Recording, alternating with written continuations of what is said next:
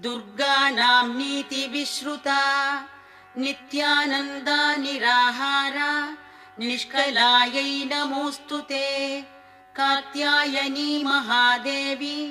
छन्नघण्टा महातपाः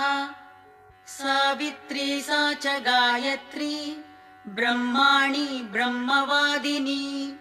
नारायणी भद्रकाली रुद्राणी कृष्णपिङ्गला अग्निज्वाला रौद्रमुखी कालरात्रिस्तपस्विनी मेघस्वना सहस्राक्षी विकाराङ्गी जडोदरी महोदरी मुक्तकेशी घोररूपा महाबला अजिता भद्रदानन्ता रोगहर्त्री शिवप्रदा शिवदूती कराली च प्रत्यक्ष परमेश्वरी।